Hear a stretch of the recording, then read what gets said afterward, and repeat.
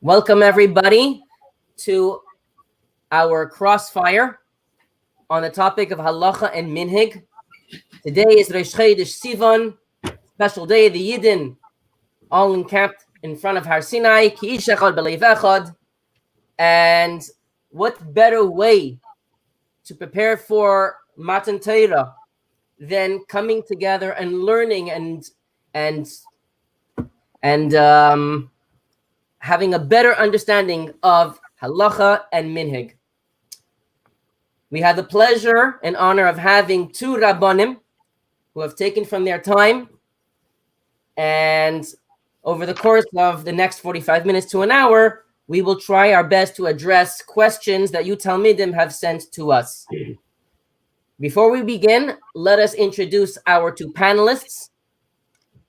We have with us from California, Rabbi Yosef Shusterman. Rabbi Shusterman is the Rebbe's Shliach to Beverly Hills and is the Rav of Anash in California. And we have all the way from Miami, Florida, Rabbi Leibel Shapiro. Rabbi Leibel Shapiro is the Rosh Yeshiva of Yeshiva Gedola of Greater Miami, as well as the Rav of Beis Menachem of Miami Beach, Florida. Thank you very much, Rabbi Shusterman, Rabbi Shapiro, for joining us. The way the Crossfire works, just to make sure everyone is on the same page, is that I will be asking a question to a panelist, and we ask the panelists if they could keep their answers concise to a minute or two. If they need more, let us know.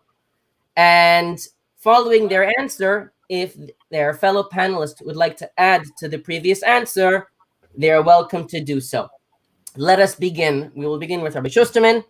Rabbi Shusterman, what is the difference between Halacha, Minhagim, and Hashkafa?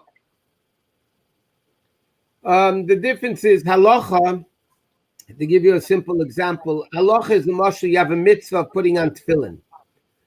Now, there's certain halachas of Tefillin that everybody agrees with. But for instance, the minhag is how you wrap the Tefillin.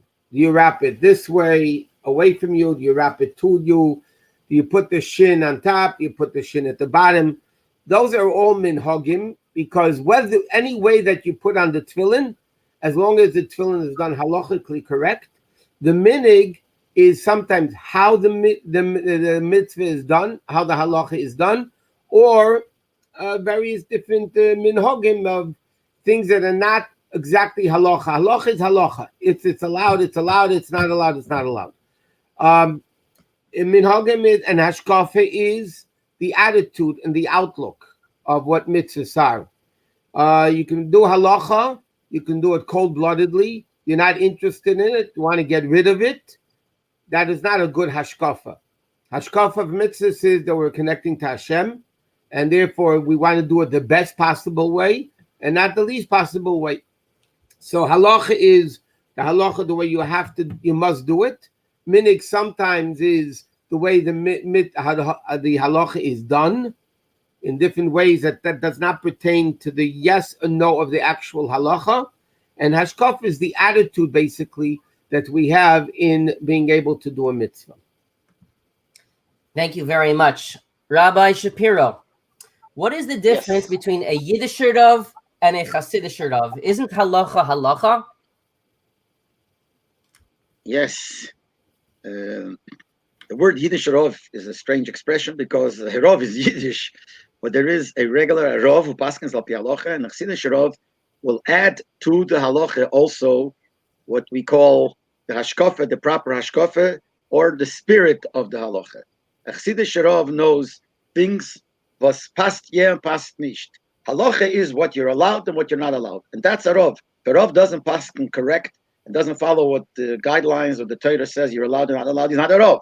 So a Rav, which is obviously an Orthodox Rav, any other rabbi that's not Orthodox, conservative, reform, they're not following halacha. They're not Rabbanim. So a Rav is somebody who follows halacha and tells you. Then there is another thing, that certain things, maybe you're allowed, but it's not the spirit of the law. Certain things it doesn't fit. It's too much involved in Gashmi. There's too much things, even though you could find reasons why it's allowed. I once asked somebody, Rav, who told me that we follow everything. We go according to halacha. What he really meant to say was, we go according to halacha, nothing more than that. Anything that's allowed al pi halacha, then they allow it. Chassidish Rav means he knows certain things you're allowed to do, but that's not right to do. There is the inyan kadesh atzach b'muterloch. You have to make yourself holy in things which are allowed. There is a Chassidish word, and this fits to a Chassidish Rav, that some people say what you're allowed to do. And what you're not allowed, a little bit, sometimes you could bend it. Even within halacha, you could find ways of bending. And the Chassidish Reed will say, what you're not allowed, you're not allowed. Even what you are allowed, not always you have to do it. Certain things, pasnish, it doesn't fit for a Chassidish Reed. That's called a Chassidish Rav. A lot of details to it, but this is the general approach of what a Chassidish Rav is. Thank you very much. Rabbi Schusterman, why is halacha so long, hard, and with so many details? Why can't things be simple? It's a very good question. The answer to the question is this follows. The Rebbe explains that a person is a limited human being and Hashem is unlimited. Now, normally, Gvul cannot be connected to Bli Gvul. Limited cannot be connected to infinite. So what happens when a person does a mitzvah? When a person does a mitzvah, they're actually connecting their limited being to Hashem himself, as the expression is, becomes a shutuf l'kadosh baruch hu b'maaseh bereishis, means he becomes an equal with Hashem, meaning kaviyachli, he becomes just like Hashem is creator and we are creation.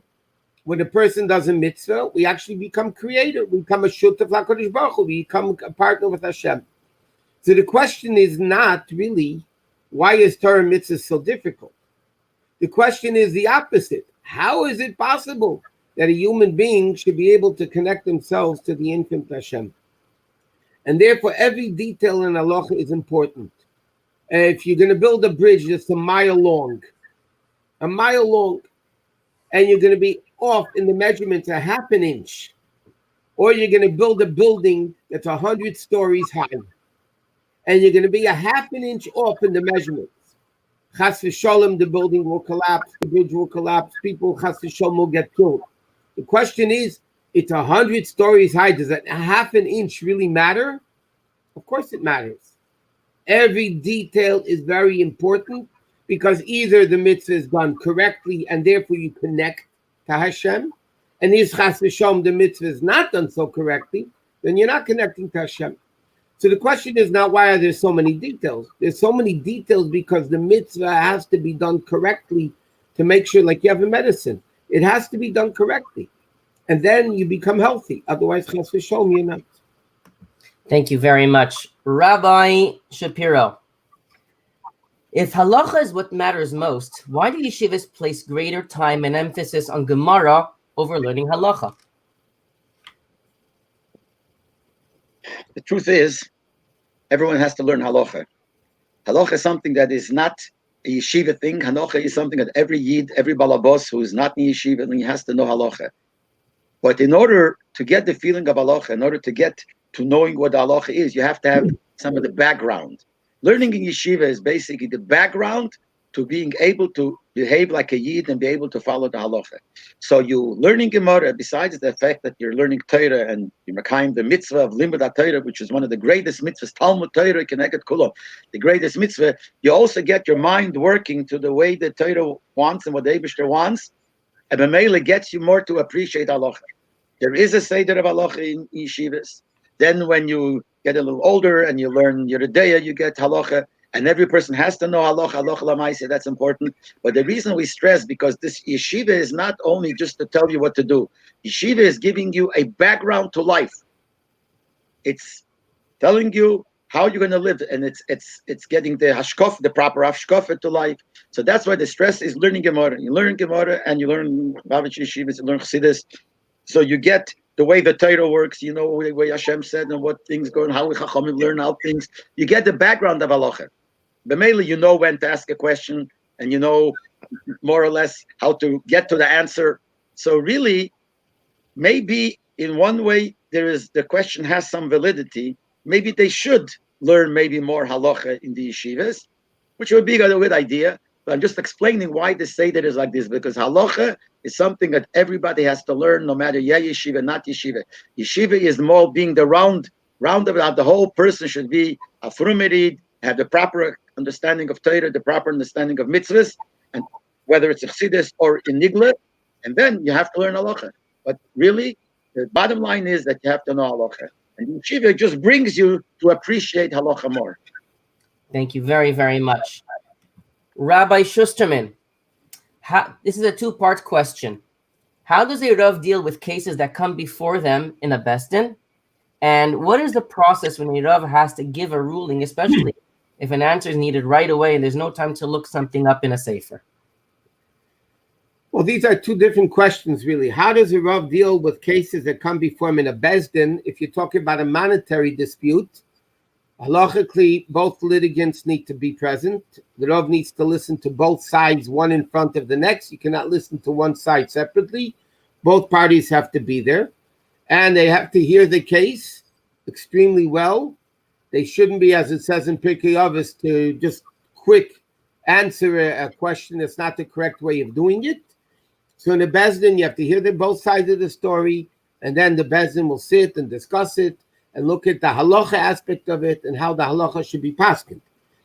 When a Rav comes to give a ruling, especially if the answer is needed right away and there is no time to look something up in a sefer. You know, if you're taking a test, a medical test, and you say, I need the answer in 2 minutes, but it takes a day to get the answer. You can't say, give me an answer in 2 minutes. You can't.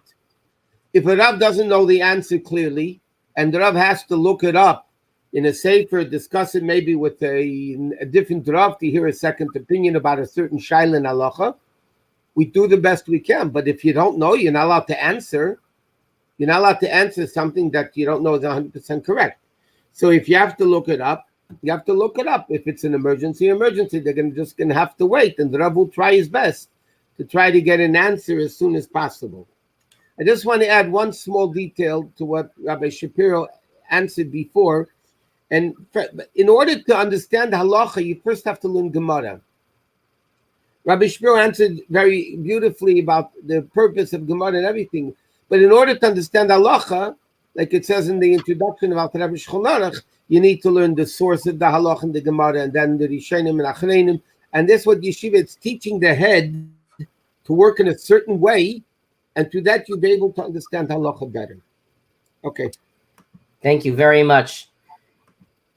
Rabbi Shapiro, why are we encouraged to go to mikveh every day? Is it halacha or minhag? And a part two to the question is, why do we go to mikveh if everyone is tamei? Okay, I'll start with the second question first. Sometimes we answer the second first, and sometimes the first one first. There is two aspects in mikveh. One aspect is for tumah, that the person is tamei, going to the mikveh makes it toyer, and then there is a inyan in mikveh called toisveis kedusha. You get extra kedusha by going to the mikveh. The best proof is from the Kohen Gadol. The Kohen Gadol on Yom Kippur would go to the mikveh 5 times in the day. When he would change from the different garments, the gold ones, the other ones, he would go to the mikveh 5 times. And the Rebbe asked the question, and the Svarim asked, maybe the first time he goes, because who knows, maybe by mistake he touched something tamei and he doesn't know, so let him go to the mikveh. But he just went to the mikveh. Why would he go an hour later again to the mikveh? So it says in Svarim, because it brings taisvus kedusha. Mikveh cleanses you from tumah, and mikveh gives you more kedusha. And therefore, it's very important to go to the mikveh, because you go to the mikveh, you get taisvus kedusha. Now, there are certain types of tumah which the mikveh does help. And actually, the minhag of chassidim is that we go as often as we can, and it's because of taisvus kedusha.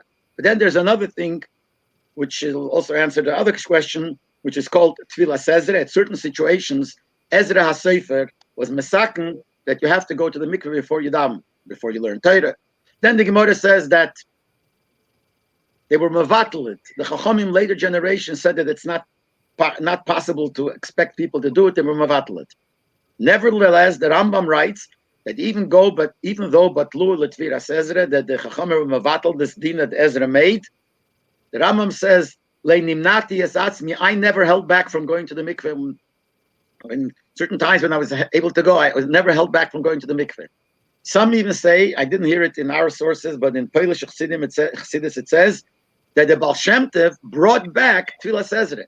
So there is such a thing called not only for the regular Tumah, but it is as a preparation for davening.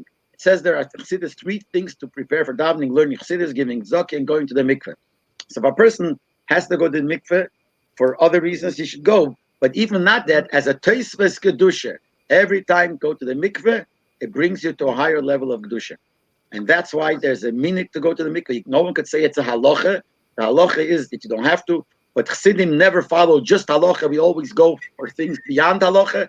And this is called a minhag, but it's a minhag that was established by the Baal Shem Tov. There are certain times when you, according to Chassidus, you got to go Friday before Shabbos, Shabbos afternoon. And then during the week, if you could go every day or as often as you can, it's definitely a preparation to davening, because it brings you extra kedusha, and if you have extra kedusha, your davening is better, and your whole behavior of the day will be different and better.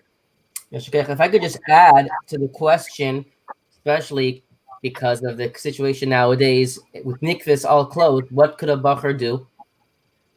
So we know that there was one case when bacher went to a certain place, a shluchim, and that yeshiva didn't have a mikvah, and there was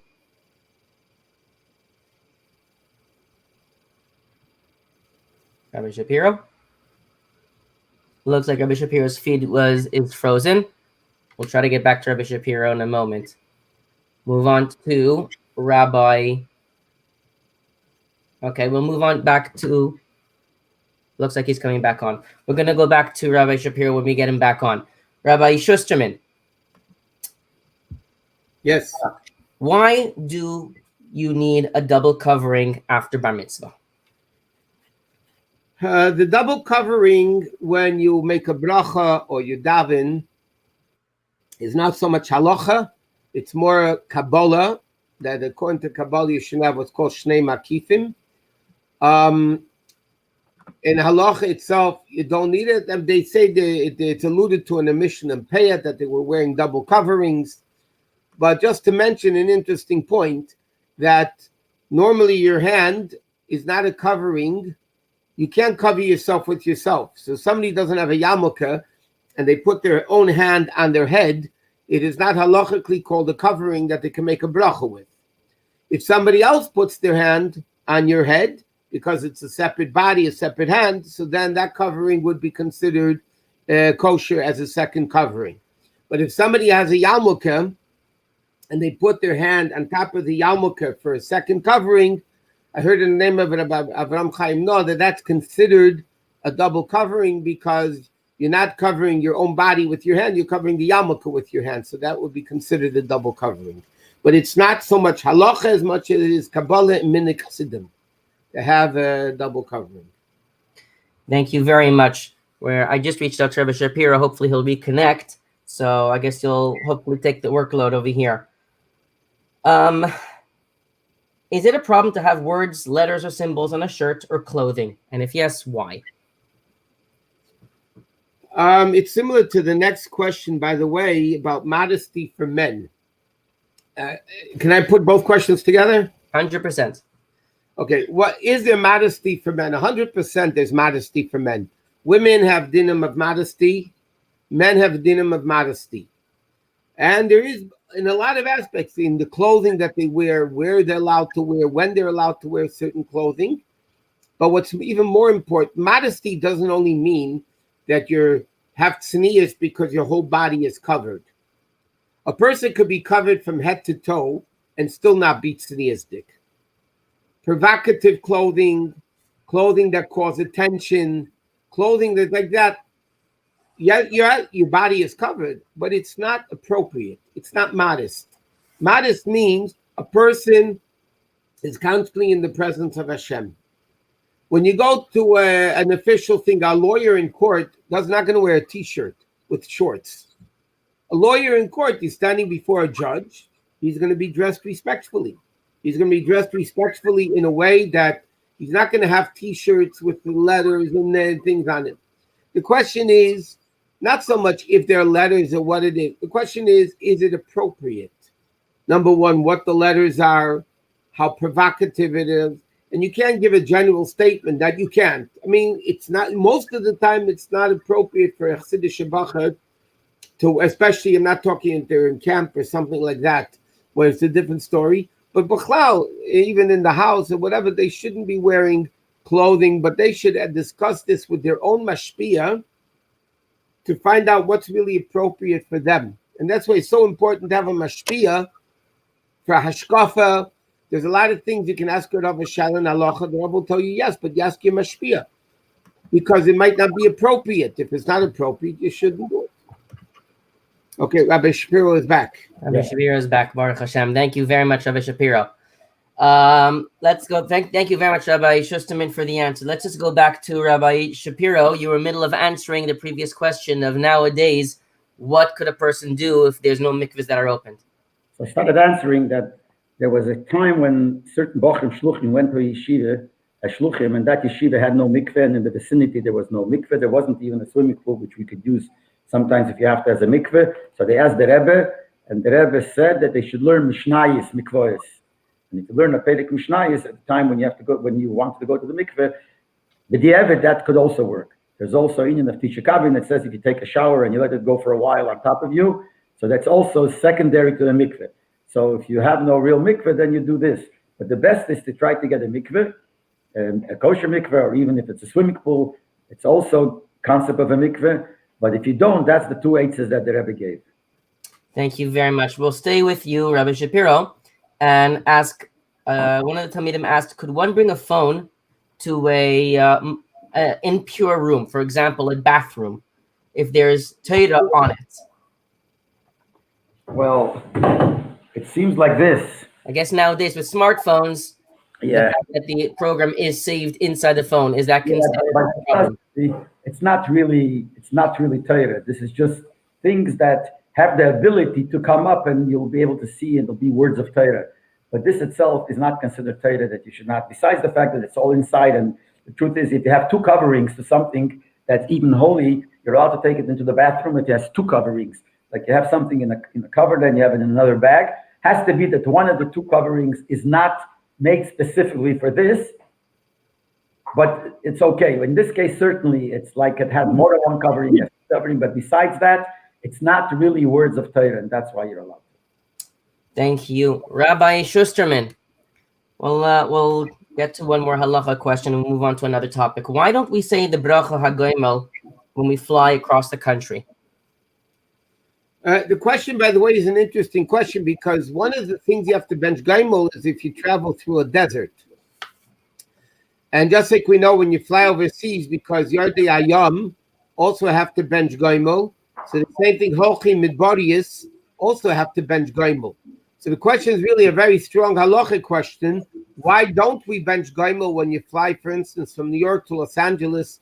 You are going over deserts along the way. You're going over bodies of water. I mean, maybe not an ocean, but you're still going over large bodies of water. The question was asked to the Rebbe, by the way, by Rabbi Shmuel David Reichik of a show many years ago. And the Rebbe told him the reason why you don't bench gaimel in these cases is because it's a davar harogil. It's very common to fly like that. And because it's very, very common, so then you don't need to bench gaimel when you fly from across country. When you, by the way, we don't hold like that, but there are opinions that say every time you go on a plane, you have to bench gaimel. But we don't do that. According to certain opinions, you might have to bench gaimel every time you go in a car because it's very dangerous. But the bottom line is, our minhag is we don't bench gaimel when it's going across country because it's a common thing. The same thing, for instance, when people even go by boat or fly from England to France, when you cross the English Channel, I was told by the Rabbanim in England that they don't bench gaimel there, again, because it's a very common thing, so it's not considered a danger today. Thank you very, very much. Can I add something, please? 100%. Okay. The question would also be when you come from New York to Florida to Miami, we go over the ocean, and it's a few hundred miles away from the shore. So the question is, why don't we bench gaimel? And it became like this, that it's just, the minhag became based, because by brachas, there's a lot of things that happen based on minhagim, that if it's within the same country, then you don't bench gaimel. if you go from one place to another, even if it's a shorter distance, you do bench Gimel. And what Rabbi Schusterman said about some people say you should bench Gimel every time you go on the plane. Actually, there's a letter from the Rebbe from Tofshin Yud Beis, which is 1952, which seems from the Rebbe that you should do that. So once I wrote a letter printed in the attire asking the question why we as Lubavitchers don't follow the Rebbe. And when they printed it, I saw there was another line added in my letter, which I didn't write. So I asked Rabbi Levine, who gave out the attire, why did he change it? So he said this line was put in by the Rebbe. But after my question, the Rebbe put in a line that look in these two svarim that talk about it. But the Rebbe didn't give a clear answer what to do, whether we should or not. And then I spoke to Rabbi Reiche. He actually told me that the Rebbe said that nowadays, it's like another point, nowadays the planes are not as dangerous as they were in 1952. And now, just to go by plane, you don't have to bench Gimel. The question is, when you go overseas, mitzad Yedayam or over the desert, so the meaning is anyway that within the same country that we don't do it. Thank you very much. Rabbi Shapiro, we'll stay with you. Yes. Why do we say a bar mitzvah mimer and a pilpul? Well, the mimer is something by Chassidim. The pilpul is something by all Yidden. Always by Yidden, the meaning was that comes to a bar mitzvah, the bar mitzvah bocher says a dvar Torah. And he says, dvar Torah always to be said, avort nigle. Some Dalim, when they were 13, they were already big lomdim, would make up their own chidushim, their own ideas and their own pilpulim. Some would chazer over what others said, like a shagasaria, many people would say. And that's the meaning of Yisrael, because when you start off your life as an adult, you start off your life as a mechuyev b'mitzvah, like your bar mitzvah, you should start it off with the union of Torah. So you say a dvar Torah barabim in front of people. Like Chassidim, since we have nigla and pnimis Torah, so we have to have both. So we also want, the Rebbe wanted that this is the beginning of this bar mitzvah bocha's life, should be based on nigla and Chassidus. Actually, my father and Yechidus one was about my bar mitzvah as the Rebbe. If you say both, which one should you say first? And the Rebbe said you should say the mimer first. Okay, very nice. Rabbi Schusterman, why don't we wear a shtreimel? Coming to this before, what we discussed is halacha and there's minhag. Even by many Hasidim in Russia and various different places, only the Rebbe of the Hasidim would wear shtreimel on Shabbos, and the Hasidim didn't. By the Hungarians, by the Polish, by those other types of Hasidim, not only did the Rebbes wear a shtreimel, but the Chassidim also, well, like we see today in many circles, the Chassidim wear a shtreimel. Even in Chabad, those that are born in Yerushalayim, many Yerushalayim is to wear shtreimel, and therefore many Chabadniks that are born and raised in Yerushalayim wear shtreimel. Many people that were originally from other Chassidic groups that wore shtreimel, and then they became Lubavitch, the Rebbe told them that she keep the shtreimel on the head. Why? Because you don't take off a Yiddish minhag. Leperl and Chabad, the Rebbe was the first Rebbe that didn't wear shtreimel, and the Chassidim definitely don't wear shtreimel. This is all a custom of dress. In fact, many people say that the origin of a shtreimel is in Polish nobility. It didn't even start actually from Yidden. The Polish nobility wore a shtreimel. It was like a unique, decorative garment, and therefore it became adopted by the Chassidic world. They wear it as a garment in honor of Shabbos. But again, it's a custom, and our custom is just so we don't wear it. Thank you. Rabbi Shapiro, what does it mean when it says that Mashiach won't come on Shabbos or Erev Shabbos, whereas it says Mashiach will come right when we deserve it, faster than a blink of an eye? What if we become deserving of it on Shabbos? You hear me? Oh. Yes. Yes, no. So to have an answer to this question, I don't think there is. I'll just tell you a story. Once the Tzemach Tzedek, Shabbos by Fabringen or by Tish, said Mashiach should come right now. So someone asked him, Rebbe, today is Shabbos. It says Mashiach can't come on Friday or on Shabbos. How do you say that Mashiach should come now? So he said, you know what? Let him come, and we know Mashiach will come. Eliyahu Navi will answer all the questions. We'll ask him that question too, and he'll answer that too. So therefore, we have to achakele b'chol yom sheyoveh, and to come on Shabbos also. But there's a question how it fits to that halacha. Mashiach will answer it. There is a letter from the Rebbe printed in Igros and printed in Sichos, where the Rebbe, there's a shayla asked those people that say ani mamin, and in the Amin Yamamin you say ani mamin dias Mashiach achakele b'chol yom sheyoveh, that every day we wait for him. So the Rebbe there, if I remember correctly, talks about this. How could you say this on Shabbos also? And they do say it on Shabbos. And the Rebbe even said that, I think he writes that this was before the Messias, the Rebbe wrote this letter. I think he writes that Rav Chadakov told me that there are some people that don't say it on Shabbos because of that reason. But we know that Mashiach will come every second, and we'll figure out the answer how it means that everything has, certain conditions you're allowed, and the condition is going to be that he will answer the question and it'll be allowed. The bottom line is that since every day we wait for him, and b'chol yom also means not only every day but the whole day. So we wait for him a whole day, and we know that he could come on Shabbat. The Rebbe said it many times by the Fabrengas on Shabbos, and Mashiach should come right now, and we should before Mincha yet go to Eretz Yisrael.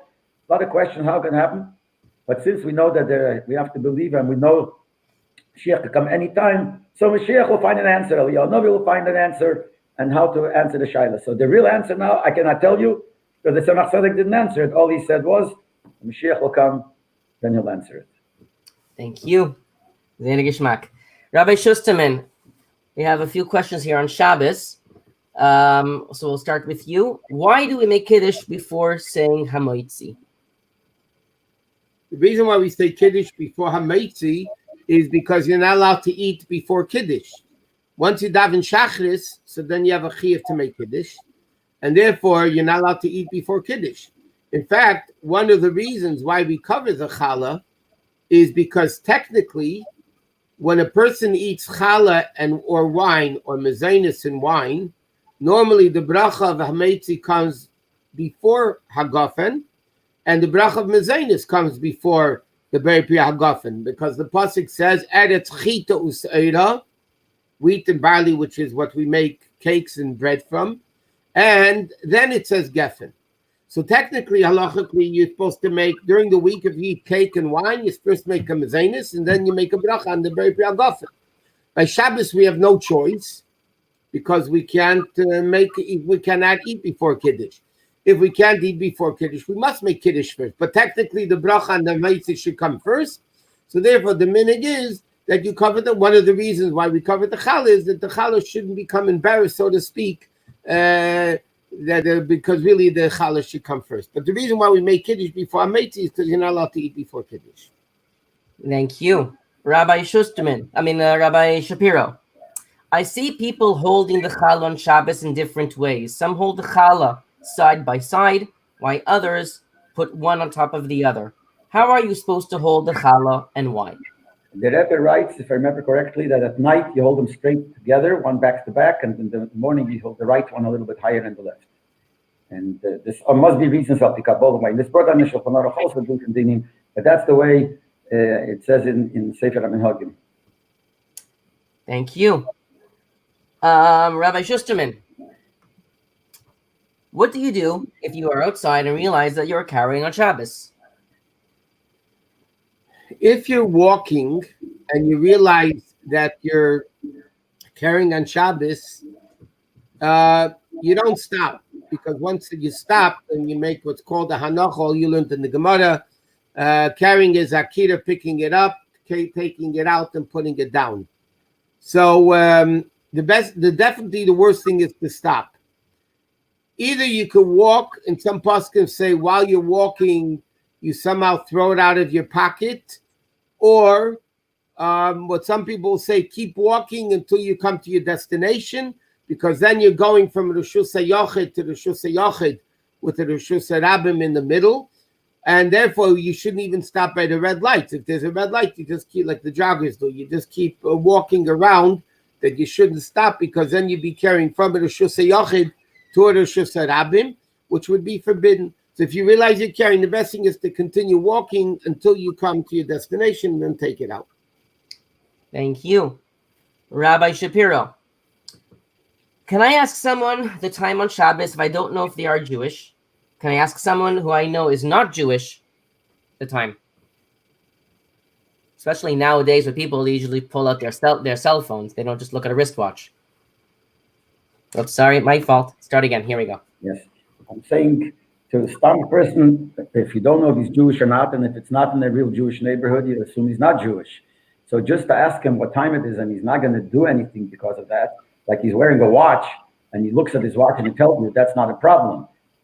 And it's not even a problem probably if he's Jewish because he's not doing anything. If he has to pull out his cell phone and open his cell phone, then probably if he's Jewish, then you shouldn't ask him.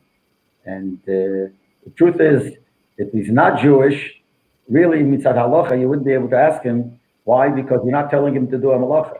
See, by a Jew, you can't do anything to cause another Jew to do any type of thing which is forbidden. If you're going to ask him, and you know he's going to look at his phone, that means he'll push his phone, he'll do something wrong. So you're not allowed to help or cause another Jew to do something wrong. By asking a goy, the goy is allowed to mechal Shabbat. The goy has no din of Shabbat, but you're not allowed to ask him to do a malacha for you. So if you're going to ask him, and you know he's going to look at his phone, so he's going to do a malacha because of you. But really in halacha, he's not doing it because of you. You don't care if he tells you because he knows it in his mind, or you don't care if he takes out his watch and he won't do a malacha. So really, if he's looking at his phone, he's doing it for his own. For him, it's easier to tell you by looking at the phone. So really, be'emes with the ikar adin, you would be allowed. Nevertheless, if you would know that he's definitely going to look at his phone, and he's doing it for you, it's better not to ask him. But by a Jew talk, if you think he's going to look at his phone, don't ask him. Got you. Thank you. Rabbi Schusterman, why do we need to have so many malachis on Shabbos? Isn't Shabbos about rest? The truth is, Shabbos is not about rest per se. The aspect of Shabbos is Hashem created the world in 6 days, and he stopped creating on Shabbos. Hashem didn't rest on Shabbos like we say rest because Hashem doesn't work hard. Hashem didn't create the world with a lot of effort. Hashem said and it became. The concept of malacha and Shabbos does not mean work versus rest. The concept of malacha and Shabbos means creativity. Hashem created in 6 days and stopped creating on the 7th day. It's not that Hashem worked and stopped working. Hashem created 6 days and stopped creating on the 7th day. Therefore, what is classified as work, creativity, so the Gemara learned out those things that were done in the Mishkan. So we know Halacha Minhag Sinai, and based on Psukim, there were 39 malachim that were done in the Mishkan, and that is not a concept of rest, it's a concept of creativity. As the Rebbe explains in many siches, we have to liken ourselves to Hashem, because when we do what Hashem does, we connect to Hashem. Hashem created 6 days, so therefore our malacha, our job is to create for 6 days. And then we connect to Hashem, where Hashem creates the world, which is not the essence of Hashem, but the way Hashem creates the worlds. Shabbos, Hashem is not involved directly with the world, the greater Kedusha. So by us not creating on Shabbos, we actually connect to Hashem in the infinite level of Hashem, like we said before. So therefore, it's not a question of rest, but of enjoyment. If somebody enjoys turning on a light, doesn't mean that's not a malacha. It's a malacha. Technically, if somebody schleps a heavy bench on the ground back and forth, on the house, back and forth a whole day, he's not transgressing the malacha of leisasik or malacha. He's not resting. There's a mitzvah tashbis to rest. But as far as the malachas are concerned, it's the concept of creativity. It has nothing to do with rest. I'd like to add, if possible, one word. Yes. Okay. There's a letter from the Rebbe, and actually it was a letter and something else, but at the end, the Rebbe, with his own handwriting, added 2 lines. When some people ask questions, saying nowadays to light and make a fire on Shabbos is no problem. It used to be a whole big job to light, to take stones and rubbish and this and that. So therefore, you're not allowed to. It's a malacha, but nowadays it's not. So the answer that's given is, like Rabbi Schusterman just said beautifully, that the Isser is not, whether it's a hard job or not, the Isser is to create something and making the fire straighting. But the Rebbe answered the same thing with the same idea, but this is the word that the Rebbe used. The Rebbe writes like with his own handwriting. He writes, you asked concerning, it's very easy to make a fire nowadays. Why should we not do it on Shabbos? So the Rebbe writes, for Hashem to create the world was much easier than for us even to strike a match nowadays. And nevertheless, he rested. So we have to rest from that too. Thank you. Rabbi Shapiro, why do we wash for bread and not donuts? What's the difference between hamaitzi and mezainis bread? So the two questions, but we have them both together. For mezainis, you don't have to wash. The only reason why some people would say to wash, that some people hold that when you eat mezainis rolls or mezainis bread, you still have to wash. It's not because the substance of what you're eating requires to wash. It's because you're kaveh asuda. Because the din is that if you establish a meal on mezainis, then you have to wash for that too. Now, what is considered establishing a meal? How much you eat, it depends on it. A lot of halachas there. But the original reason why we wash the chalal before we eat bread is it started off with the kayanim. The kayanim would eat truma. And truma, what they would do is they would keep the truma. Some people would keep the truma in the Oren Kodesh. They would try to keep it, and they would say, truma is holy. It's Sefer Torah is holy. They would keep the truma in the Oren Kodesh. Now, what would happen? The mice would come and eat the food and also eat up the Sefer Torah, make holes in the Sefer Torah. So the Chachamim said that before you eat bread, you have to wash your hands because the bread, the bread that you eat, it started off with truma to show that the people should feel that it has a certain. You're not allowed to put it together with the Sefer Torah. You have to wash your hands before you eat the truma, and because of that, it became the same thing when it comes to eat. In order the halacha should stay, they made it everybody who eats bread, but it's only on food that you're kaveh asuda. It started off with truma, also the chachamim extended it to regular. It's only things that you're kaveh asuda, and by bread you're always kaveh asuda. When you eat bread, that means you're establishing a meal. But if you eat mezainis or donuts, you're not kaveh asuda. You're not establishing a meal, and therefore over there the chachamim did not say you have to wash. It was all based on called srach truma, because by truma they wanted you should wash your hands. They made your hands tamei, so that's why they said it by other things also similar to truma, but they limited it only to those things which are kaveh asuda. And therefore, if you're kaveh asuda on mezainis, you have to wash there too. Can I add something? Please. But Rabbi Shapiro answered beautifully. But I just want to mention like this: if it's flour and juice, then it's mezainis. If it's flour and water, baked, it's hamaitzi. If the majority of the liquid is water, it's hamaitzi. If the majority of the liquid is mepetus juice or eggs or oil or whatever, then you don't have to wash. That's just in the practical halachas. Certain foods are made. The reason why we don't wash on cake officially because it's flour and juice. If cake would be made with flour and water, we would have to wash on it, even though it's not bread, it's cake. But nevertheless, you would have to wash on it. The reason why we don't wash is because it's not made with water, and that's where the Chachamim made this takana on flour and water rather than just flour and juice. Let me add to that another point. Good that you brought it up. Very good. That concerning donuts, there's another point here because it's not baked.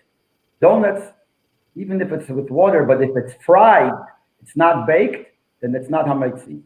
Now, there is a possibility for something to be not with juice, and it still should be a mezainis. And that is, for instance, if you have a something that has a filling, you have a pie with filling. So even if the crust of the pie is really made with water, but because this is something that has a filling in it, that's the real mezainis. That's called pasabo b'kistin, the real mezainis, which means real. Everyone agrees it's mezainis. When you have flour with juice, some hold that that's not really mezainis. We paskin it is mezainis. The Alter Rebbe says about nefesh should be machmir. So there are things. So there are different conditions. What makes something mezainis? What makes something hamaitzi? But the idea was, why take if it's not hamaitzi, you don't have to wash? Because since it's not hamaitzi, which means it's not a kvi asude, it's more like a snack. They call it, it's made li'idunu l'tainug. It's made for pleasure rather than for a meal. It's like a snack. Chachamim didn't make the din of washing. But if you take the same mezainis and you make kvi asude on it, then you have to wash. But the nekuda, what makes it mezainis, what not, is what Rabbi Shusterman said. Basically, it's if it's made with water or with juice, or there is it's a filling, like a pie or other things. The filling, then that's a real mezainis. And some people would be very careful, even up to date. Some are careful that on cake they don't eat. They only eat cake because it's a shaila in the middle of the meal. But on pie or on lekach. Lekach, the Alter Rebbe says, it's made with honey, and that is le'idun l'taylik, that's made for pleasure. And therefore, that's for sure mezainis. Just to add with a story to make it interesting, my Zayda told me that once when he's in Katrinislav, they had each of the mas would come to his house where he was collecting money as a shadar. And before he left, he turned around to my grandmother and he said to her, she was going to bake him a cake. He didn't eat anything that people bake, but some people he did. And before he left, he said that make sure to put a lot of plums in it. And there was a simple Yid sitting there and he didn't understand. He turns around to my Zayda, he says, wow, each of the masmid such a chassidus should eat, but he likes plums, so he asked for a lot of plums. He didn't realize the reason he asked for a lot of plums because he wanted to make sure that this is certainly a mezainis and not hametz. Rabbi Schusterman, when factories make products, pickles, for example, do the containers have to be toiveled? If no, why? I guess this goes for anything that's canned or jarred.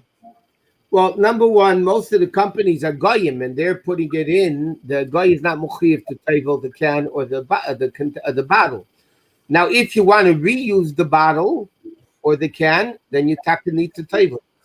You have a glass pickle container, and the reason you don't have to table it because it wasn't your container when it was put in. Now you buy it; it's a finished container. You don't have to empty out and table it. But once you empty it out, and if you want to use it again, then halachically, you have to table it, especially if it's glass or metal. Then you definitely would have to. Plastic is our minhag is to table plastic anyway. But then when you table the pickle jar, you'd have to make sure all the labels are off, all the glue is off, everything is off because it has to be tabled properly without any chatzitza. And but otherwise, there is no. The goyim don't have a chiyuv to table them in the mikveh. Does that also apply to plastic? Plastic, I said, our minhag is generally to be machmeh on plastic, hard plastic to table it. But like in this era now when mikvahs are closed, or b'chal, you could be making more than you normally would. But our minhag is, again, halachically, it is, again, we're halach and minhag. Halacha says you don't have to table plastic. Our minhag is that we do table hard plastic because we're stricter in that law. I'm saying, for example, a boy has a bottle of soda and he drinks it up and he wants to refill it by a water fountain. The bottle is glass or plastic? Plastic, your typical Coca-Cola bottle. Again, there's in halacha you would be allowed to do it. If you want to be a minhag chasidim, he would table it first. All right. Thank you. Rabbi Shapiro, can one properly check strawberries? If yes, how? The truth is, there are some people that say that it's very hard. Therefore, some people stay away from eating strawberries. Some people even say that to cut off the edge, the edge, that's where the problem of the bugs could be. And if you cut that off and then you wash it good, that's how you do it. And there are some taka that have a meaning not to eat strawberries at all because it's very hard. But those that do say, what they say is cut off at the edge. Because that the edge means where the leaf is, or the bottom where the point is. The leaf is, you cut off where the leaf is, and then the rest you scrub good, and that's what they say is enough to get rid of the bugs. But like I said, some people are machmir and they don't eat strawberries. And I'm sure it's not in all places the same because not all places have the same problem, but this is what the general approach is. Can I add to that? By the way, because this question was brought up by a different class recently. If you take strawberries and you're going to blend them to make a smoothie, let's say, then halachically it's much, much easier that you wouldn't have to, you'd have to wash it off and clean it, but you wouldn't have the same chiyuv of checking. The reason why bugs are a problem, because bugs are a whole bria, they're a beria, they're a creation, a whole entity, and therefore doesn't become bottle, not even in shishim. But if you blend it up, and then it's in a bottle, the shishim applies. So according to many opinions, if you're planning to blend a strawberry or any other fruit, then you would have to wash it off, but you wouldn't have the same chiyuv of checking it like you would on regular fruits and vegetables that you have to check. Thank you. Rabbi Schusterman, we're going to move on to a few questions on davening. It's a two-part question. Why do we daven with a hat and jacket? And if it's so important, why do we start wearing it only when we turn bar mitzvah? The reason, I'll answer the first question first. Why do we daven with the hat and the jacket? It's respectful. Like we said, even though nowadays people want to say it's different, but under normal circumstances, when you go to a prominent person, you go visit the president, you go visit a king, you're going to get dressed up in a hat, a jacket, in a proper thing, a suit. Besides the fact, like we said before, of the double covering on the head, that's another reason why I wear a hat. But it's just you are dressed more appropriate to come to visit the king. You're davening. What's davening? You're coming to the king and asking him for our personal need. That's what davening is all about. And from halacha, halacha is you're coming to Hashem and you say, "Give me health and wealth and parnasa and all good things." So you want to come, you have to be dressed appropriately. It's out of respect, bashit for a king. Why do we begin at bar mitzvah? Because again, that's officially when you're obligated in the mitzvah properly. That's when you start wearing tefillin. And because you start wearing tefillin, so then you're an adult already. If you're an adult, you start wearing appropriate clothing anytime you want to daven. Thank you. Rabbi Shapiro, why do we button our jackets right over left? And the second part of the question is, if we are supposed to button right over left, why do we wear shirts that button in the opposite manner? The reason we're supposed to button right over left is because right represents chesed, left represents gvura. We know that in the spheres, and we want the hisgabrus hachesed ala gvura. The chesed should be over the gvura, and therefore, when we take the right over the left, is to show that we feel we're asking and we showing that the chesed should be over the gvura. This only applies on an outer garment. It applies to a coat. It applies to a jacket. But a shirt, which a shirt is not basically a garment on top, that's something that doesn't have to have that way. There are certain communities that even that, they have the shirts with the right and left. In the Lubavitch, we don't have that. Even by the Rebbe shirt, we know the Rebbe shirt by a chassan, he puts on as a kippur. Puts on the Rebbe shirt that was left and right. And that's the reason, because of the Kabbalah, the whole thing is only on the outer garment. So it's on the jacket, which is an outer garment, and the coat also when you go outside. Now, I know that many suits, most suits, are made to begin with left and right. So what should you do? So once my brother was just bar mitzvah, my father went into Yechidus with my brother, and his jacket was regular, was left and right buttoned. As he walks into Yechidus, the Rebbe turns around to my brother, who was a boy, just 13 years old, and he says to him, rechts and links. Why don't you button like your father, right and left? And this he says what he says to him. When you come home, because we live in Cleveland, said when you come home, ask your mother, what he said to him, to sew a button on the other side, on the right side of the jacket, where you have the button there, because it's made for left and right, so the button's on the right side. In the back of the button, make another button, so you're able to button it with the top one, and the inside button will go into the hole that's there. That's what he told him to do. Also, there's a story, and I saw actually the video of it. There was a man, not a Lubavitcher, who had a problem with parnasa, and he came to the Rebbe for dalmas for a bracha. And the Rebbe gave him a dollar. He didn't even mention to the Rebbe asking for the bracha, but he was buttoned left and right. So the Rebbe looks at him, and the Rebbe says, if button right and left, it's a sgula for parnasa. It's good to make parnasa. Why? Because it's his gabrus chesed al gvura. Why doesn't he have parnasa? Because there is midas hagvura. The Eibishter is being harsh to him. But if you have right and left chesed and gvura, that means that the Eibishter will be nicer to you. So it's a sgula for parnasa. So the reason we do it is for the gabrus of chesed over gvura. Thank you very, very much. Rabbi Shusterman, is it our minhag to cover our forehead with our ritzuos by David, and why? It's a very interesting question. I didn't personally see anywhere where it says the reason why. It says in halacha that you're supposed to cover your hand with the sleeve. By men, they actually cover it that our minhag is that after the chassan, they cover with the talis. Bochum, I guess there's nothing else. I don't know. Maybe Rabbi Shapiro knows. I've never seen a reason why we do it, but that's officially the minhag. That's what everybody does. So let me add to that, exactly like what you said. I never saw it anywhere, and I don't even think it's a minhag. It started when I was a bocher. No one did it. No one did it. It just started because the Rebbe would do it with the talis, and it says you should do it with some baggage. You shouldn't do it on your hand.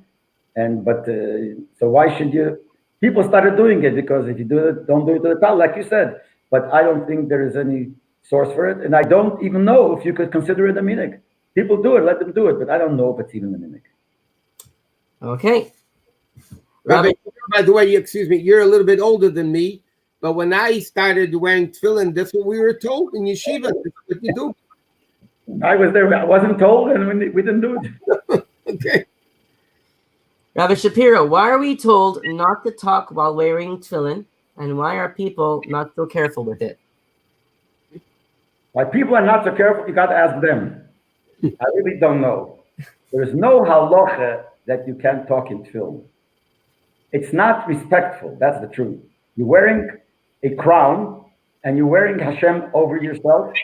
It's mamish like the tzitz. When the Kohen Gadol wore the tzitz, the Gemara says this is much more than the tzitz. You can't be Masiyach Das because the tzitz had once Hashem's name. This has many times Hashem's name.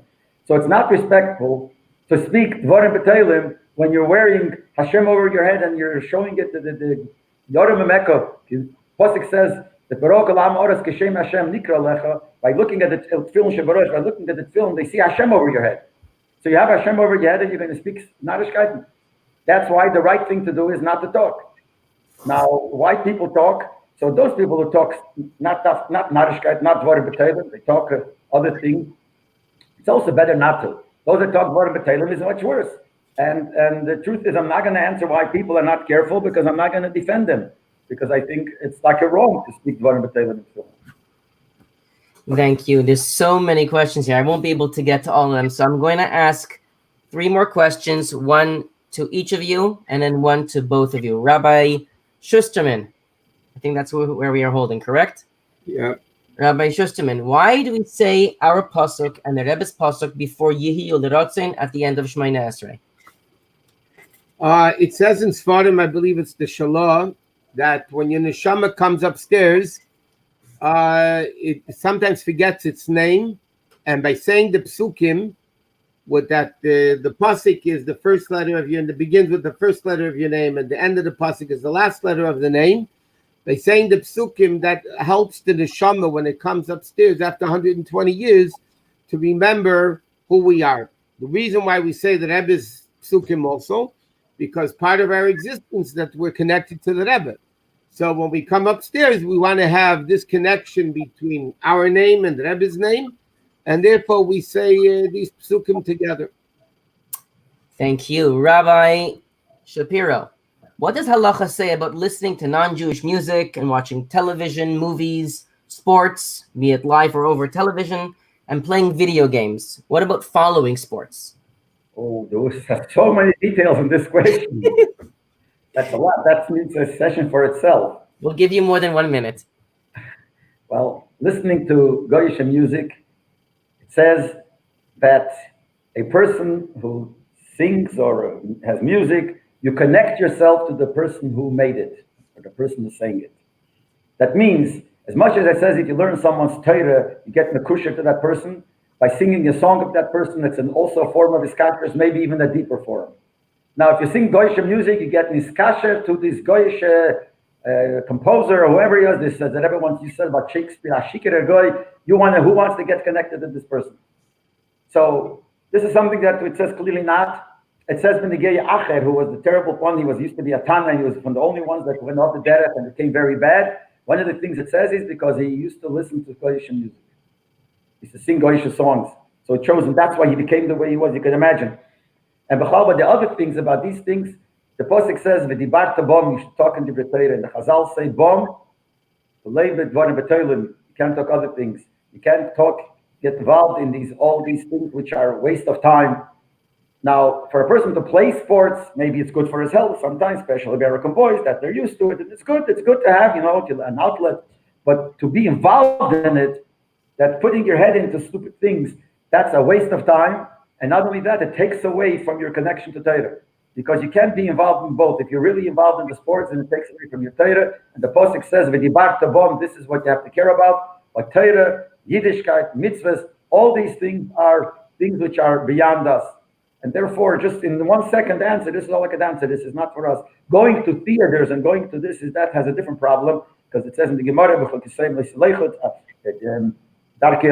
go to theatros, the Gemara says you're not allowed to, because this is all following the way the Goyim behave. And besides the mitzvahs that we do, we have to follow what the Eibishter wants, and to follow Goyish customs, that is forbidden for us. Can I add one more point, please? Please. And that is, playing sports is one thing, following sports is another thing, but idolizing sports, that's for sure forbidden. Just like there's a mitzvah in the Torah, shmartim le'eden nafsheseichem, means you have to be healthy. See, the Torah says you have to be healthy. It's a mitzvah in the Torah. But the Torah doesn't tell you to worship your body. There are many people that go to gym religiously to worship their body, that the body should be a beautiful body. So you have to be careful. Yes, you can play sports. It's an outlet. It's healthy. Follow sports. Depends how you're doing it. A little bit is one thing, but the mamish to follow it with as an idol worshiping, that's, as Rabbi Shapiro said, that's the halachically forbidden. Thank you. The last question I will be asking, there's so many good questions. I do apologize to the Talmidim and maybe even Rebbes who submitted questions. We sorry we didn't get to all of them. I'll ask a lighter question to both. And we started with Rabbi Schusterman in the beginning, so we'll start with Rabbi Shapiro here with the last question. What's the most important thing in Yiddishkeit? Rabbi Shapiro. It's very hard to answer because everything is very, very important. But Yira Shamayim is the first thing that the person has to care about. In ein Yira ein Chochmeh. Yira Shamayim, meaning that you have to have fear of Hashem. Fear of Hashem means, in a simple way, you have to feel that everything that you do, you have to give a cheshbon to the Eibishter. And you have to always think, Shivisi Hashem l'negdi somid, Hashem is always in front of me. And if you think that in mind, that will bring you to behave in everything properly. So that's why, even though there are so many other things, but you have to have one thing that will lead you to others, and this is one of the things. That's why it says in Tanya Perik Malach, that Reish is Haveda, the Ikra, the Shorsha, the Reish, the beginning of Haveda, and the Ikra of the Haveda, and the Sheirish of the Haveda, the root of everything is to have Yirat Tato, Poshet, to have Yirat Shamayim. And if a person has Yirat Shamayim, then the Pashtas, everything will follow. So we got to start with that, and that's the most important thing. Then you become a Chassid Yerushalayim and Alam. So there the word Chassid is first, because Chassid also contains Yerushalayim, but then you're able to follow all the other mitzvahs. Thank you. Rabbi Schusterman? Basically what Rabbi Shapiro said, but just to add to it, the Rebbe said many times, there's 4 Chalakim Shulchan Aruch, and each Chelek has hundreds and hundreds of chapters, and each chapter has many, many paragraphs. But Alter Rebbe Shulchan Aruch, the first din of the whole Aruch Chaim and Alter Rebbe Shulchan Aruch is, as we know, Yehuda ben Tamer Emer has Kanamer Kal Kanesher Giber Kari Ratz Katzvi. The main thing in Yiddishkeit is to do what Hashem wants us to do. That's the main thing. The bottom line of Yiddishkeit, the most important thing is that in Yiddishkeit we have to understand we are not doing Hashem a favor. When we do mitzvahs, we're doing ourselves a favor. Hashem doesn't need our mitzvahs. Hashem wants us to do mitzvahs, that we become closer to Hashem. From Nivra, like we said before, from creation to become creator. The most important thing is Yiddishkeit is to Kabbalah's El, to do what Hashem wants us to do, because we realize it's for our benefit. Thank you very, very, very much. I want to take the opportunity to thank Rabbi Schusterman, to thank Rabbi Shapiro for taking the time and for bringing with us as much as their answers to questions. It was a fabrengen. I guess the whole presentation is an example of what a Chassidus Rav is. So I want to take the opportunity to thank you both for helping the Talmidim, clarifying things, and Be'ezer Hashem, everyone will take to heart everything that they've learned, and hopefully we all are a little bit better than we were before we had this session.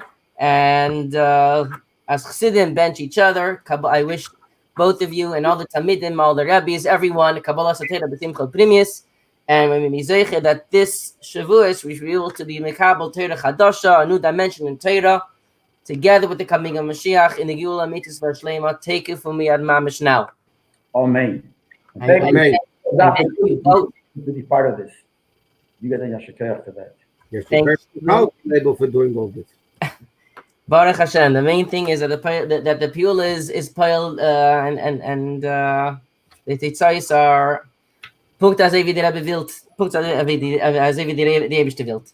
Thank you very much, everybody. A Kabbalas Torah b'simcha pnimius. Amen. And Mashiach now.